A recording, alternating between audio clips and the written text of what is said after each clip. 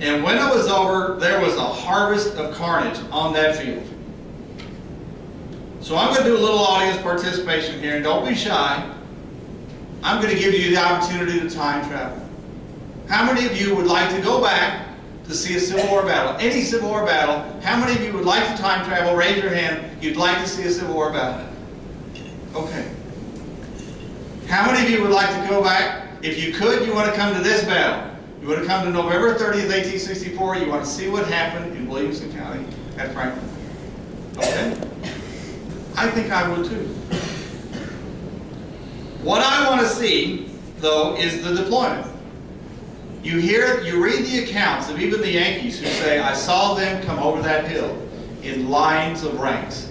Their flags were unfurled, the steel on their muskets glinted. Jacob Losson talks about a martial spectacle that he never forgot. And I think that that was true for every man in the Union line who saw those Confederates come to them. Do I want to see those Union brigades get engulfed? Yeah, I do. Do I want to see the race for the Carter House? I do. Do I want to see a man have a musket put in his face and the trigger pulled? I don't know about that. But here's my next question. If you could time travel, do you want to be here December 1st, 1864? Do you want to be here when the sun comes up? How many? How many want to see it? Eric, Jacobs. Nobody else. Not me. Hey, Ben. Not me. No.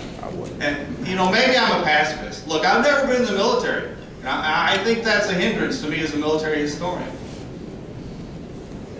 But even the Confederates themselves, the Yankees, by the way, withdrew that night.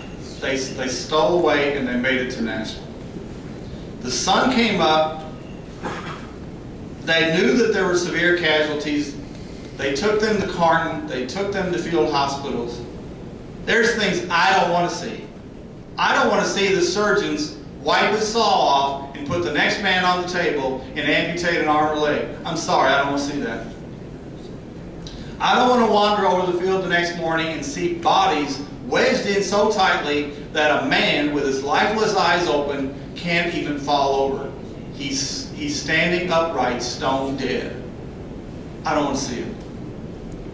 I don't, Eric. I don't. Okay.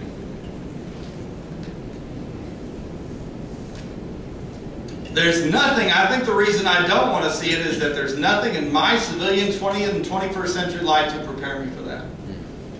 If you've been in the military, you've seen possibly scenes like that. You might be able to stand it better than someone like me, or those of us who have never seen combat. But in all honesty, the veterans themselves of that army were stunned. And these were not men who were unfamiliar with death. By 1864, they were inured and they were desensitized to it to some degree. But you read their letters, their contemporary letters, and even years, decades afterwards, they couldn't find the language to express what they saw that morning. It was horrifying to them. Those men were traumatized. They were psychologically, some of them, undone by seeing what had happened to their comrades. There was nothing quite, you do get instances. If you read accounts from the 1st Tennessee Regiment in Perryville in Kentucky, kind of a little known battle in some ways. Although there's a relatively new book by Kenneth Noe, which is masterful. Some of those guys talk about Perryville and how it traumatized them. But it's October 1862, it's relatively early in the war, some of them it's their first big battle, but at Franklin, no, these men have been in battle. They've been in battle at Stones River, they've been in battle at Chickamauga, they've been in battle at the Atlanta campaign. These are not men for whom death was an abstraction or something that came rarely. And yet, what they saw that morning at Franklin undid something.